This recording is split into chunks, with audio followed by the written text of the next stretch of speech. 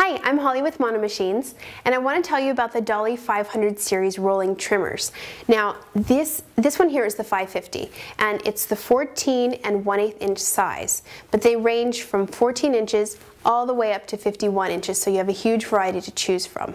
Now, they all have self-sharpening blades, so you don't have to worry about doing that. They've got heavy metal bases, so you don't have to worry about them warping, and they'll last you a really long time. And I want you to come in close, and I want to show you. For measuring purposes, we've got metric, we've got inches, we've got a handy sliding guide there for you for precision cutting.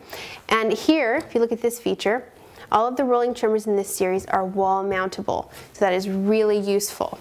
Now come over here, I'm going to put some paper in. I want to show you this great feature. I'm not even going to line up the paper because I'm going to show you that as the blade moves over the paper, we have an automatic clamp.